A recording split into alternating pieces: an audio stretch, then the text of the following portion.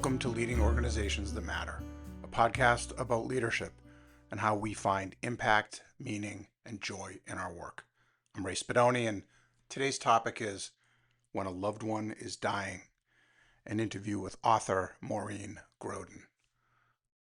This is an episode about a topic that cuts right to the heart of an often frightening and deeply sacred topic: how to accompany a loved one who is dying. I recommend a listen as I speak to Maureen Groden, who has written a book called When a Loved One is Dying: Conversations about Care, Connection, and Coping, as this is a subject best prepared for in advance and when you are not in the throes of it.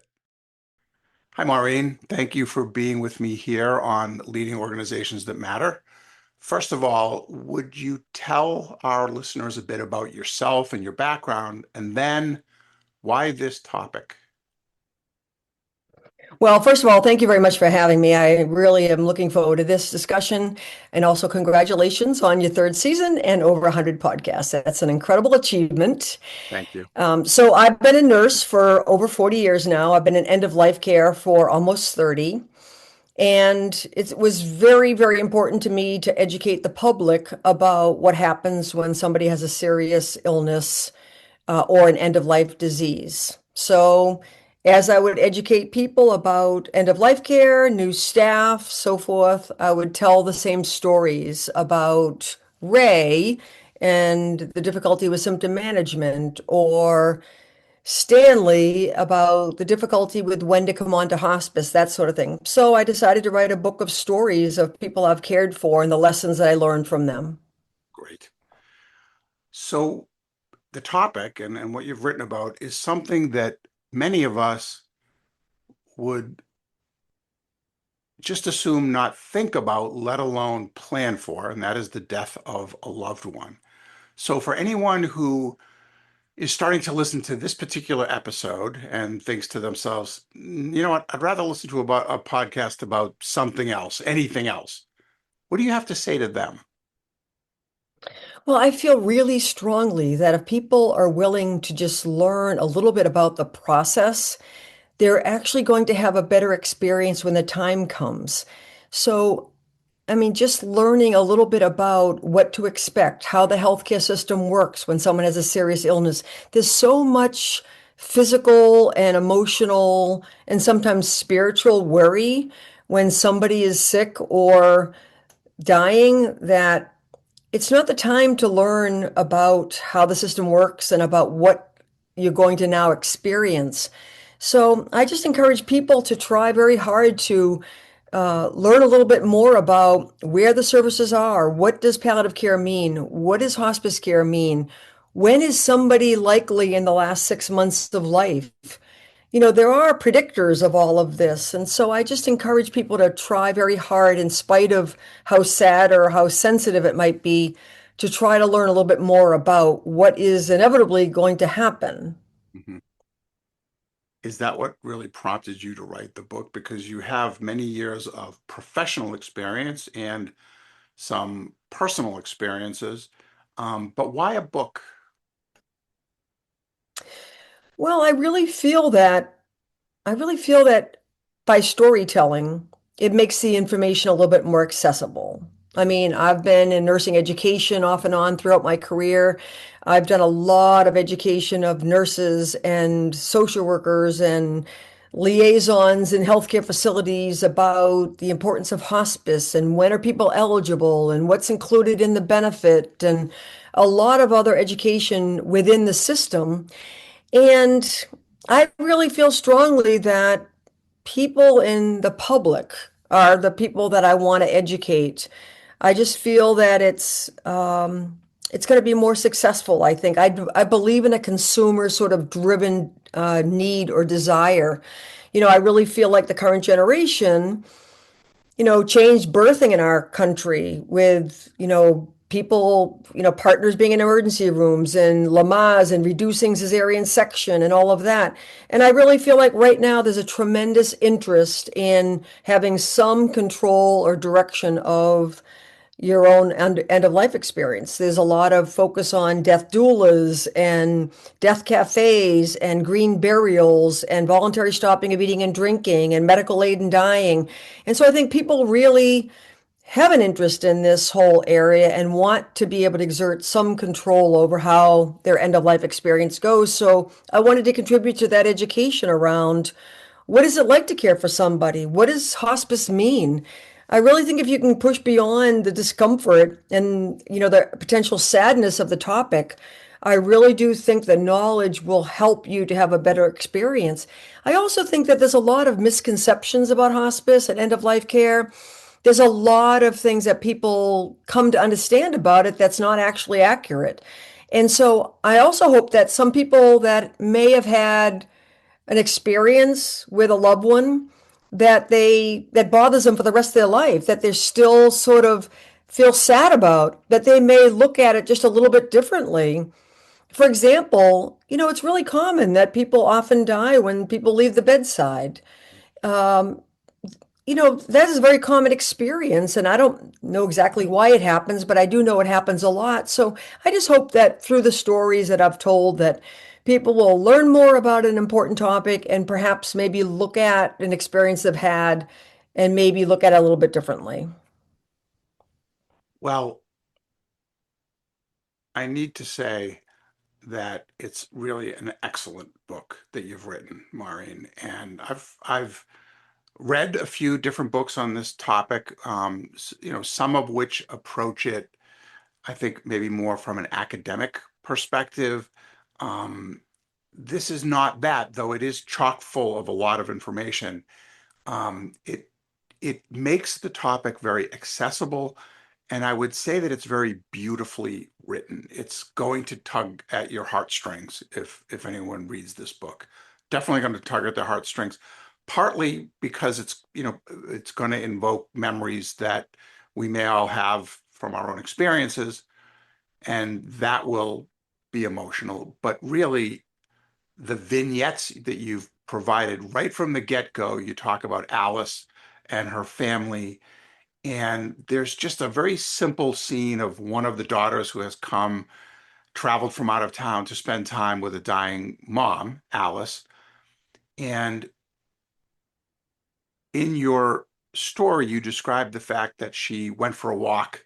There's a river walk or something near where the parents live in their community.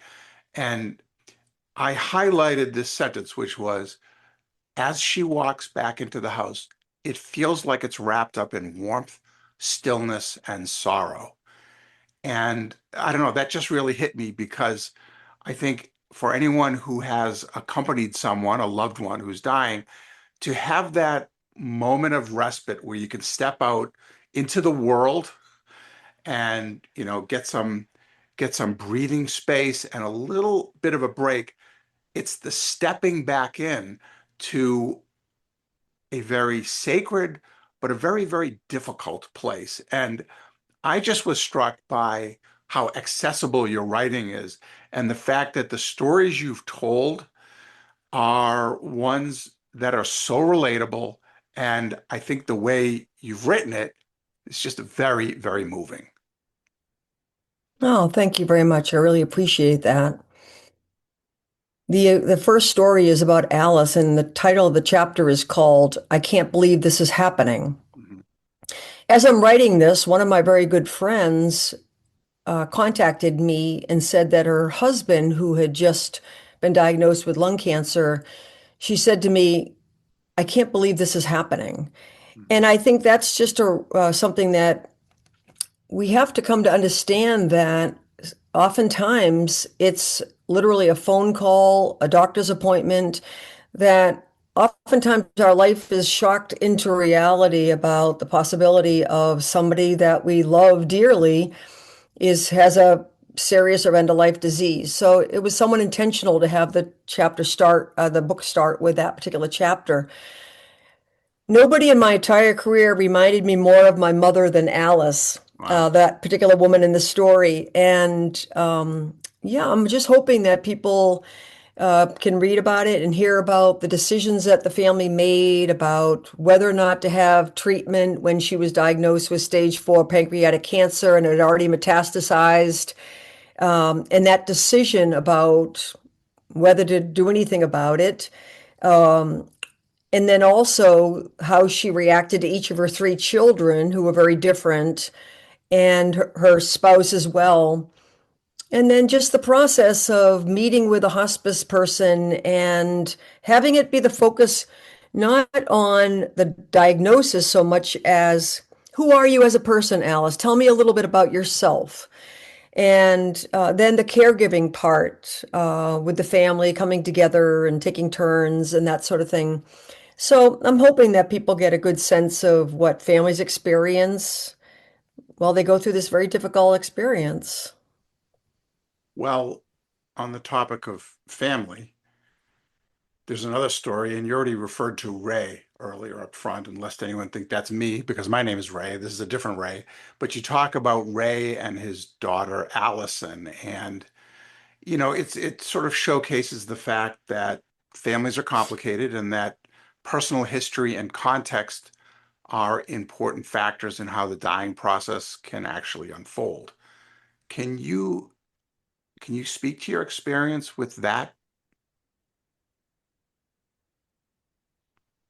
Well, that particular chapter was, a real life family I cared for. And in this particular case, just to provide a little bit wider context, this was a daughter who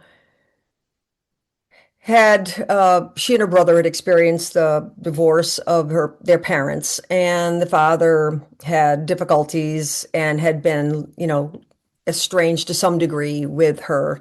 And she had a fairly close relationship with the mother, and then her mother died suddenly. So then she found herself literally being called in to care for her dad.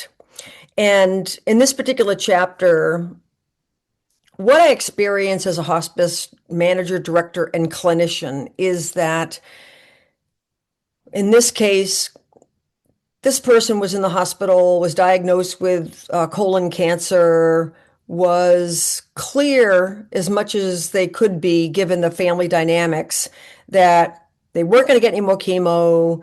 They just wanted to go out of the hospital. They were not interested in what oncology had to offer. He was sort of a no nonsense kind of a guy. And and yet the referral from the hospital was for VNA services, not hospice services. So the whole setup was a whole different, rehab sort of thing. And so basically, we walked into a severe symptom management situation. And the actual title of the chapter is called Dealing with the Crisis of Pain. But from the sake of for the focus on the family, you know, families are complicated. There's estrangement, there's alliances, there's history, there's a lot of emotion, there's a lot of tenderness. My experience throughout a very long career is that in spite of trauma and in spite of difficulties with addictions and estrangements and so forth, it's amazing to me what families will do for each other. It's absolutely amazing to me what families will do for each other. So, in spite of a lot of past difficulties, I consistently see families who love each other. I consistently see families who take care of each other. And I think part of it is, and I've thought about this a lot, hospice doesn't come in and try to sort out long-standing histories of difficulties. We just try to hold people up as they go through a very difficult experience. And what I've come to realize is that for most families, when we ask people, and we ask people all the time, how do you want this to go? What are your goals? What's most important to you? Because when you ask people those questions, which most people don't, you actually will get an answer. They'll say something like, I just want to be home. I just want to be comfortable. Sometimes people will say, I want to go to the beach again. A surprising number of people say, I want to go fishing again. Hmm. But the point is, It's not hard to get behind what people want. Like even family members that might not get along, or there's been a lot of history of difficulties. Most people want their loved one to not suffer. Most people want their loved one to be comfortable and to be clean and to be peaceful. So I just find that regardless of family difficulties, it's not be hard to get behind what most people want at the end of their life. Well, you mentioned your mom, and so I wonder if you wouldn't mind commenting on how your own personal experience of loss shaped the way you approached the writing. Right. Well, I had experiences with both my mom, my dad, and also I grew up in a large Irish family. So we actually had somebody who came in and lived with us and took care of us, who was a very special person in my life and also was like a second mom to me. And so I've had those three very significant experiences, and they were very, very different. In my mom's chapter, I mean, I was grateful. I mean, my mom lived to be like 95 years old. She was a nurse herself. She worked for 20 years at a state school and then helped getting people into the community in the 70s when people were being deinstitutionalized. My mom was a, person of high standards and organized and was a just a pretty amazing person. And she lived many years after my dad died. My dad died in the hospital after they removed a respirator in the intensive care unit. So, for my mom, the title of my mom's chapter is called Good Days and Bad Days, because most people that are well into their 80s, 90s, and even hundreds, they have good days and bad days. So, part of that is to just let people know that if at all possible, try to explore what makes a good day and how do you make more good days if possible. And if your life is entirely about medical appointments and medical interventions, then, and if that's not enjoyable to you, as that experience is for so many people in our country, then maybe having a little bit different perspective on the last couple of years of your life is important to have. Um, my mother also called a family meeting and informed all of us that she had decided to sign a do not resuscitate form. And I had advanced knowledge of this because my sister and I were her healthcare proxies, but nonetheless, she had sort of a front row seat to what my father experienced, which was he was not very happy. And so she just wanted to have some control over her own. So I think that from my mom's situation, I mean, I felt grateful. I had, even though she had good days and bad days, there was one day that I referenced in my chapter about her where I was sitting out on the front porch on Mother's Day having a conversation with her about what was the hardest part about being a mom. And one of the patients that I was caring for at that time was choosing to not eat and drink anymore, called voluntary stopping of eating and drinking, or VSED. And so I had an opportunity to ask her, Mom, would you ever consider doing something like that?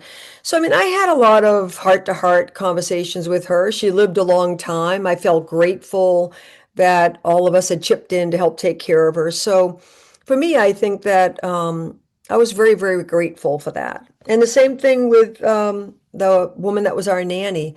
So, I will say, though, that as a hospice nurse, when I was approaching the death of Ethel, who was our nanny, she was the one that really like turned all the lights on at the right time growing up and knew where everybody was in this busy little household that we had. But when she was dying, I remember very clearly that I was approaching it more from a sort of intellectual standpoint, the symptoms and handling things as I would as a hospice nurse. And I literally was at work at the hospice I was working at, and I literally had a flashing like light, like almost like a silver light, and it was clearly a message to me that it was a heart pang, is what it was, and it was a realization that no, I have to leave right now and go take care of her. It was a recognition that I needed to feel this more than organize it. So that was important lesson for me at the time. Well, this is a broad question tell me if it's too broad, but how can Mhm. families support a loved one's sense of dignity and agency in their final days? Oh, there are so many ways to do that. First and foremost, helping them to be clean, not to be soiled. A lot of people lose the capacity, toileting wise. So obviously, having someone be clean is incredibly important to dignity. Having privacy is very important. I mean, culturally and religiously, there's a lot of focus on dignity and privacy. So within people's specific culture, to exercise whatever is important to them in terms of privacy. Oftentimes hospital beds are set up in living rooms and dining rooms for people that are at the end of their life. So that just makes it a little bit less private than what is typically done. So to always close curtains if people are being cleaned, or to always address people, their presence. That's the other thing I think is really important. Sometimes people at the end of life, I want people to think differently and deeper, perhaps, not necessarily differently, but deeper about the value of presence. Because it is not always easy to sit at the bedside of somebody who is not able to communicate usually. And so I think that oftentimes people just want it over. The end of life process means that people move around less, eat less, and sleep more. And their color changes and they lose weight. And that is something that we see oftentimes, regardless of what someone's diagnosis is. So I just encourage people to realize that this is part of a normal end of life process. And if you're able to sit with somebody and provide presence to someone who's at the end of their life, to think deeply about what is suffering. Is suffering going through the end of life process and the moving around less and sleeping less and eating, I'm sleeping more and eating less? So, what is suffering? Is going through that process in and of itself suffering? I don't always see it that way. And I also see people as being who they are to the end. And I think it's very important, especially with people with dementia. My sister right now is on hospice and she has advanced dementia. Her husband died suddenly of a stroke. So my sister and I are the healthcare proxies to my oldest sister. And when I look at my sister, I see her as the oldest of a pretty strict Irish Catholic family, went to college and became a nurse and went to the Navy. And I never remember living with her. When I visit with my sister now, I see her as exactly that, the person who is not exactly a real huggy kind of a person, but somebody who is very sort of prim and proper like, and very has very good manners, and she's always been Anne to me. I think the caregivers look at her differently in terms of like, what time did she get up and how did she eat and did she have a bath today and does she need to go to the bathroom and things like that. I encourage people to think of people as who they've always been. And I think that can be difficult with someone with dementia, but it's on us to understand how to interact properly with people. You don't ask somebody with dementia, do you know who I am? You don't show pictures and say, do you know who's in this picture? It's important to allow people to be wherever they are and not to try to always reorient them into our world because it only sometimes increases their confusion and agitation. So I think there's a lot that people can do to sort of accept what happens at the end of life and to learn how to care for somebody, how to interact with someone, the value of presence. The truth of the matter is, when someone's at the end of life and you're caring for them, soon they're not going to be there anymore. And so if you're able to sit with that, I think that that's very valuable to be able to provide presence to someone as you shepherd them through um, wherever they go, if you believe in afterlife or spirit world or whatever. But I think that it's a privilege to be able to do that, whether it's on a personal level or professional level. Well, perhaps on that point or picking up from there, in your book, you speak about the emotional and spiritual landscape of the dying. What patterns have you seen in how people can find meaning and peace at the end of life? Yeah, I think that's what's often our goal. I think it speaks to the importance of symptom management. If you're in pain, then it's very difficult to deal with the emotional piece or even the spiritual piece. If you don't feel like you have closure, and I have had people say things to me like, I have to get to the bank, I have to get to the bank. There's financial things, there's legal things, there's sometimes a need to reconcile with some people, sometimes there's not. Sometimes there's a need to say goodbye and sometimes there's not. But I think that people do seem to try to get to a level of peace, and that would mean being clean. A lot of people uh, pass from this world, die after they've been cleaned. Sometimes it's after they see certain people. Sometimes it's after they get home again after being in the hospital. So I think that almost seems like there's some desire towards peace, and it's physical sometimes, it's emotional, and then the spiritual piece. I mentioned there's a story in my book called Soothing the Soul, and this is a gentleman I took care of, and this is a little bit further back when when the veterans were primarily World War II veterans. And World War II veterans would talk a lot about the camaraderie and they talk a lot about the machinery of the service, but they would not talk so much about their experiences and what they saw and faced and did. And I do think that at the end of life, there is sort of a reckoning that happens. There's a life review, and it might be focused on judgment. It might focus on just achieving peace or some sort of a coming to terms with maybe the differences in what they may have done and then what their ideal might be.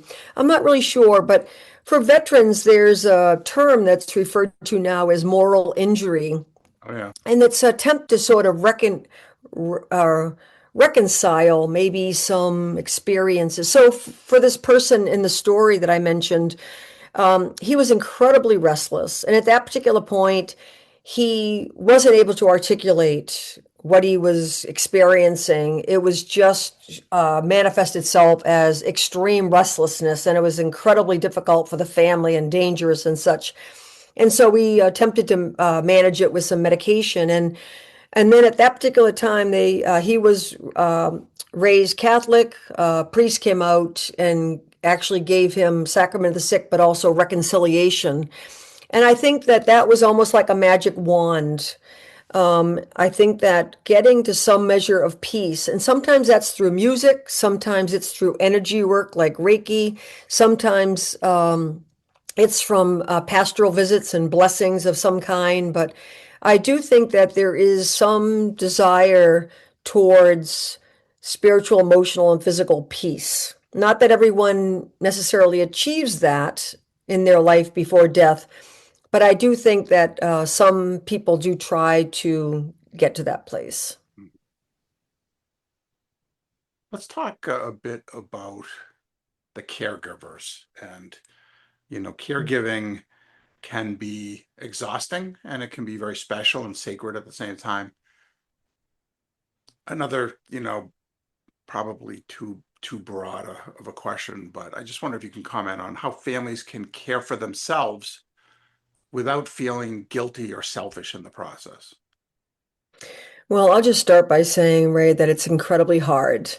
What people often don't realize is that when you sign on to hospice at the end of life, with the benefit is generally a 6 month or less prognosis, the reality is that people only live on the mean, or rather the median is 18 to 21 days. So it's a very short, very intense period of time. It's very difficult for the caregiver because the hospice team comes and goes, nurses, social workers, chaplains, home health aide volunteers, if you choose to have those disciplines. But nonetheless, it's very much of a come and go. And the people that come probably stay on average an hour. So the 23 hours of the day the care is provided by the family. And it's extremely difficult. It's extremely difficult for people who aren't necessarily raised to provide bedside care, toileting, turning, skin care, mouth care, feeding people, that sort of thing. So that in itself is very, very difficult. And the aid service for most hospices is extremely limited to possibly a couple times a week. And then ever since the pandemic, there's been a huge difficulty with having enough caregivers. And it's extremely expensive. The price of private care just jumped up significantly in the last 5 years. So that physical part is very difficult. And then the emotional part of just reversal of roles and the emotion and the sadness and the anticipatory grief of losing somebody so near and dear, and the flooding of memories of one's life, whether it's mother, father, sibling, sadly, children, is incredibly painful. And then spiritually as well, that the difficulty. So it is very difficult. And then to also be in the position, as often families are, where they all of a sudden have to turn into being nurses because the administration of medication, most people, not always, but most people do need some medications at the end of life. If people have cancer, heart disease, lung disease, there's often medication for pain, difficulty breathing, restlessness, constipation. So hospice does as good of a job as they can to set up schedules for when medications are given, but a lot of times it's based on if it's needed. And there is a 24-hour nursing call for people to call, which we encourage families to do, and they often don't do often enough. But it's just a very, very difficult role for people to play. But there's also, in spite of the exhaustion and the 24/7 nature of it, there's also a bit of an exhilaration. There's almost like almost wired sort of hypervigilance that comes from this kind of caregiving because there's a lot. I think it's really related to the amount of devotion and love that is present. And I feel it when I walk into homes. And so I'm hoping that that's, what people are also experiencing when you have siblings come back together after not being together for a while, when you have the kind of care that people can give back to. So it's just a mix of all kinds of emotions and responsibilities and so forth. So what people can do in terms of managing this is setting up a calendar. Actually, and social workers from hospice help a lot with this. Getting a little bit of extra private help if people can afford it. Looking to see what's available in the community for resources, whether it's home delivered meals or transportation or personal care or homemaking. Allowing people to help you and being clear about how that help, because a lot of people want to help, they oftentimes don't know how to help. So to be as clear as you can around, can you go to the store for me and get this? Can you pick up these medications for me? Can you take care of this for me? I think that, again, social workers can be very helpful in terms of setting up ways that family members can structure care so that they're not on 24/7. And hospice does have some backup opportunities. It's part of the hospice benefit. For example, if there is symptoms out of control, there is a GIP benefit, which is called general inpatient, where people can go to primarily hospitals to get periods of instability managed. And then there's also a thing called a respite benefit, where people are eligible for a 5-night stay, usually in a skilled nursing facility or nursing home. So if the person has to go by ambulance, then the hospice pays to take the person by ambulance to a nursing home. They stay 5 nights in the nursing home, and it gives the family 5 days to either regroup or to do whatever is necessary to make it more of a placement than a temporary thing. So it is hard, though. It's hard because people don't want to leave the situation. So many, many times we would even when we encourage people, and that's actually one of the chapters in my book is about Roger. People would say to Roger's wife, well, Roger was in the hospital, leave the bedside, go get something to eat, take care of yourself. And, she's like, I need to be here. And besides, they're bringing me up a tray every time a meal comes. Like, there is a desire to be there, but that's a balance that families have to achieve around being present and at the same time getting enough rest, eating well, trying to get enough sleep, taking your breaks. It's hard. It's very, very hard. There isn't many programs in our healthcare system that actually cover for personal care assistance. So it continues to be the primary obligation of families. Maureen, can we talk a little bit about anticipatory grief, this notion that the grieving can begin before death occurs? Mhm. Um, how can individuals and families recognize and even honor that experience? That's a really, really good question. And it's not an easy thing to happen because anticipatory grieving, and first of all, hospices have bereavement counselors and they also have social workers that can help even before someone dies. But oftentimes, when caregivers are caring for people at the end of life, the anticipatory grieving that happens it's an important process, but it's laden, unfortunately, with a little bit of emotional and panic. For example, the a scenario that you mentioned where Michelle, when she was caring for her mother Alice in the first chapter, she goes for a walk on the river walk.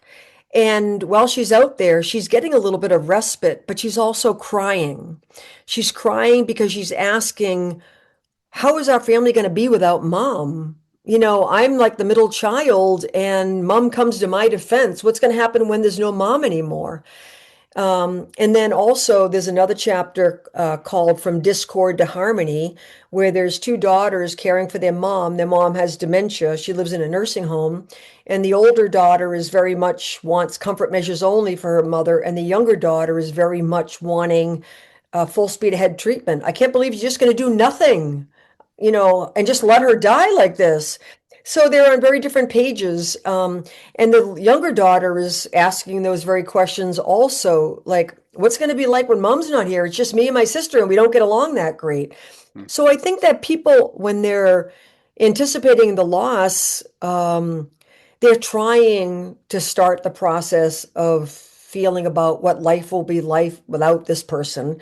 They're also trying to reassure that person that I'll take care of dad or I'll take care of mom. They're also trying to sort out what will it be like? And what about my children, my grandchildren? How am I going to help my grandchildren without their grandmother? I think that there's a tremendous amount of emotion that comes with that process. And it's all part of, I think, the, getting used to the fact that life is never going to be the same.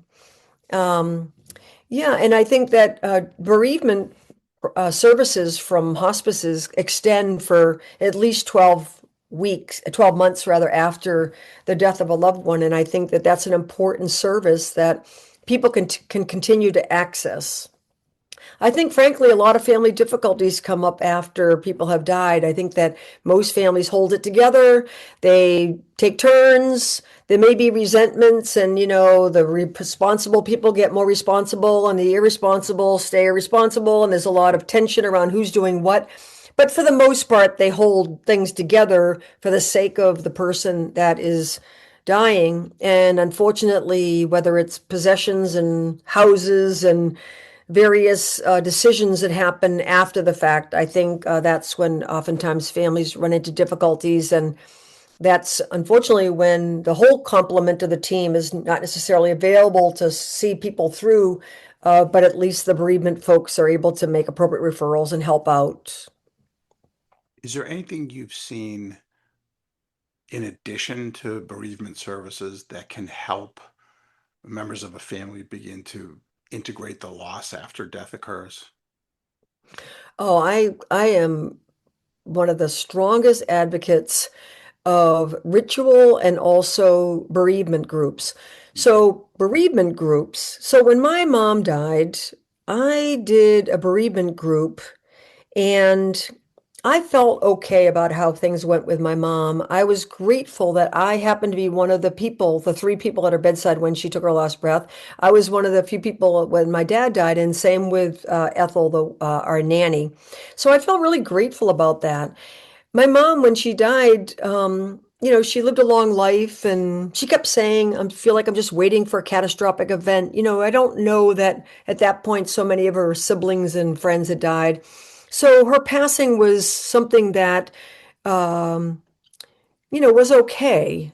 Uh, so when I did a bereavement group, the reason I did the bereavement group was because I wanted to stop my busy life long enough to honor her. We just jump right back into busy lives. And it just didn't feel like I wasn't stopping enough to take the time to talk about her and to process some things and storytelling and so forth. So that was incredibly valuable. So I did a bereavement group that most of them are 6 to 8 weeks long, a week at a time. And you come together with other people. Some of them are focused on parental loss, some of them are spousal loss. But it's a real good opportunity to come together and talk a little bit more about the loss. When my nanny had died, I did a bereavement group, and that was very painful loss for me, even though she was well into her 80s and she died very peacefully, and she had been a part of our family since before I was born. I did a bereavement writing group. And the writing group was a particular method, what they call the Amherst Writers group. And I was shocked by what came out. They would give you certain prompts, like, for example, a color or an article of clothing. They'd give you postcards that you would take, and then you would just write, and not think too much about it, but just write. And then you would share your writing with others. So what came out was subconscious or sideways or whatever. So it actually encouraged me to explore things on a level that I probably wouldn't do by just talking about it.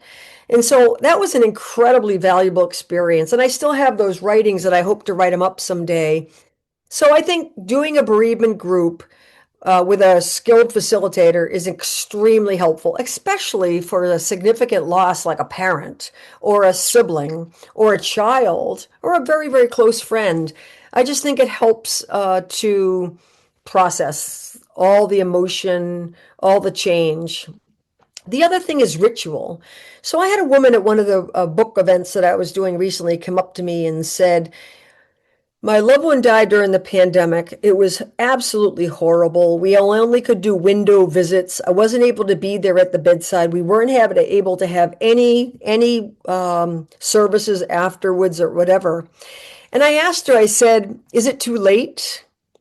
Do you have an opportunity to have a remembrance gathering, either at, I don't, if she's buried or whatever, do you have an opportunity to create some ritual where you feel like you've provided some kind of a structure to honor your mom?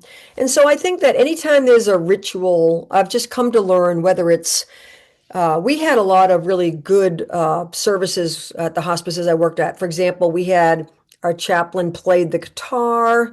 He would sing Somewhere Over the Rainbow to people. That was just so incredible. We had a harp player. We had bedside singing group. We had pet therapy. We had energy workers and such. A lot of people had death doulas. I just came to realize that when a priest, rabbi, minister, a musician came to the bedside and created this ritual where families got a chance to have a moment together. So whether it's before death or after death, where there's an opportunity to have a ritual, it's such a wonderful experience for people that sometimes it smooths out the rough spots. Sometimes it allows for honoring. I just find that there's lots of opportunities, and it's not necessarily too late to try to bring people together for some sense of reverence. That's great. You mentioned the term death doula. For Mhm. our listeners who may not know exactly what that is, would you mind describing what a death doula does?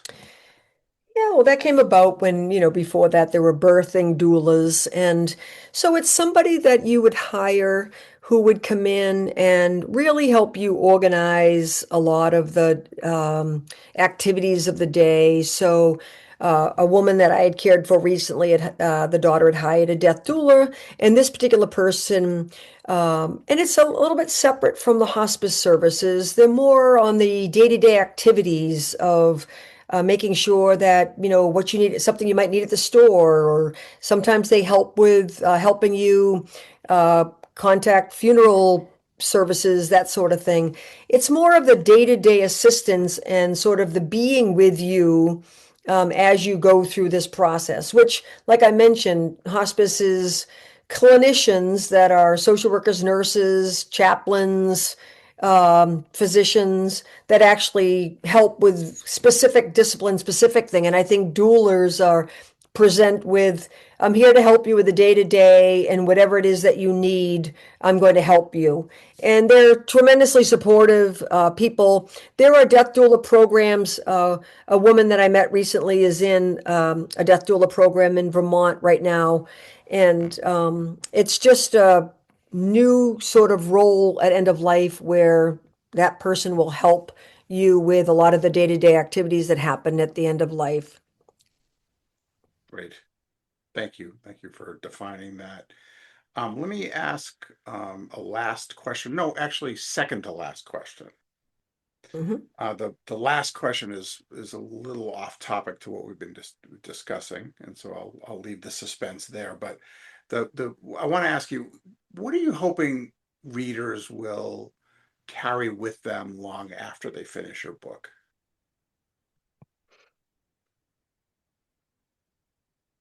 Well, it's funny because I would ask people would come up to me and they'd say, "Oh, I read your book and I really found it helpful."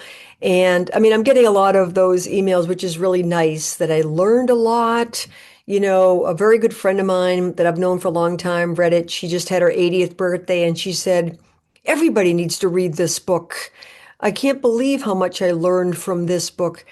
So I hope people do understand about it, but I also want people to know that there are things that you can do right now to learn what is palliative care, how is it different from hospice care, where can you get palliative care, who pays for it, where can you get hospice care, what is exactly hospice care, who pays for it, because these questions can be answered now. You can also go to Medicare.gov and you can actually look at the quality scores of the various hospices in your area.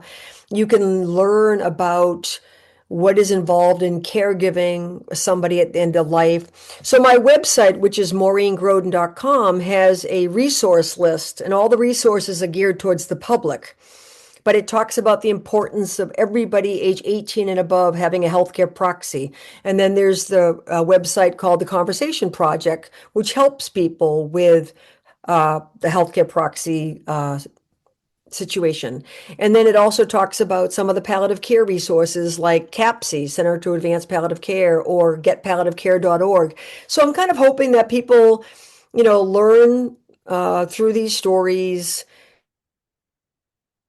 so not find it so scary. I've asked people, did you find the book sad? And they said, no, very, very touching and heartwarming, but not sad, more informative. So that's exactly what I was hoping. You started off by saying that it's very, it is, I mean, it does make you cry. They're sad stories. I think people dying that you love is a sad story, but I'm really hoping that beyond that, people are able to learn some important lessons about future care of people they love. Wonderful. Thank you, Maureen. I guess maybe the last area that I wanted to touch on that I described as maybe slightly off topic from what we've been talking about is you have written a very informative but also a very beautiful book. That's an interesting combination because you learn a lot, but it is very touching. What was it like to write a book? What did you learn? What surprised you? Do you mind talking a little bit about that? Yeah, I think, when we've met in the past, Ray, we've talked a lot about this because as I've mentioned to you many times before, I've had a couple different management jobs and another interim one. I've read a lot of management books as part of management teams, leaders and organizations. And your book, Leading Organization, Saving Organizations That Matter, was one of the best ones I've read. So we've talked a lot Thank about you. the process of writing books. Um, well, let me just say that I am not a writer by profession. I don't have a degree in English or, creative writing or anything like that. So this whole process was new to me. I wrote these stories. These are the stories that I would educate new staff from hospice, and I would talk about how important it is to be in the right program at the right time, or the importance of symptom management and all that. So I would tell these same stories of people. So then I decided to write them up. I would just say, in terms of this whole process of writing a book, that I would not, I would say, don't let anybody discourage you because I was told, that it's hard to get an editor, it's hard to get, an agent, it's hard to get a publisher. And I know that all to be true. So I had to learn quite a bit about the whole industry. I had to learn a lot about established publishers versus hybrid publishing versus self-publishing, all of that. Um, so for me, it was a very positive experience. I got an opportunity to have some very good editors. I'm very fortunate that I have a wonderful agent, and I've had a very positive experience with Johns Hopkins University Press. And I think that I was discouraged a lot. You lose control of the title, you lose control over the about the title and the cover and all of that. And I have to say that overall, it's been a very positive experience. And not having a background in this, I did have to do a lot of extra work to learn. And my own personal style is, even though there are various writing organizations in the area, this was a very private journey for me. I would go to the Y and go swimming, and I would think about being in Ray's house and the conversations and the story I wanted to tell. And then I would go right over to the library and I would write the story. So I didn't find it as helpful to do writing groups and things like that. So, and I didn't share the stories much in the process of writing it because I didn't want versions of the stories out there. So, I was almost, there was a little bit of anticipation when the book finally came out because I had not shared the book with too many people up to that point, and I hadn't really gotten a lot of feedback on it. So I was a little bit of trepidation. But it's the comments I've been getting have been very positive, and people are learning a lot, and they're looking into some of the resources that I'm encouraging them to look into. So it's been very positive, and I'm really enjoying going out into the community, libraries, senior centers, various other hospices. I was up in Greenfield at a hospice yesterday, just talking about these lessons and reflections, and it's been really nice. It's been really nice. Thank you. Well, that's great. I think you've written a wonderful book. You described yourself as not a writer by profession, but I would describe you as a writer to the core. You've written a Yeah, very thank beautiful you. book. So I really appreciate you being here with us on this podcast, Maureen. I am going to put a link to your website, which of course has links to your book. Is that the way, is that the best way for folks to learn more about you and about your book? And if they're interested, they can jump on a couple of different bookstores here, including the publisher, Hopkins Press, but also places like Barnes and Noble and Amazon. Is that the best way for folks to learn more about you? Absolutely. The website has some events, the events that I have, and right now going to be going up to Vermont. My sister's a palliative doctor up there. We're going to do some events together. I'm going to be going up to Maine. I also have some virtual events going to my hometown of Walpole, Massachusetts shortly. So absolutely, you can see some events. You can also see a tribute page, which has pictures of some of the people we talked about today, my parents and nanny and such. And then the resource page should be very, very helpful to people. Okay, great. I will put a link in And the show notes. Oh, sorry, take a off. Go ahead. no, I was going to say there's also links to purchase the book from Johns Hopkins and Barnes and Noble, Bookshop, and Amazon. Great. Yeah, there's a lot here on the website worth checking out, and I will put a link in the show notes. It's Maureen Groden. That's Groden.com. And again, Maureen, thank you for being here. Oh, thanks for having me, Ray. Thanks for listening. Leaving a positive review and letting others know about this podcast will help a great deal. My mission is to help empower organizations that matter by supporting those who lead them. I offer coaching, mentoring, and consulting services. You can learn more about me and my work at raysbedoni.com.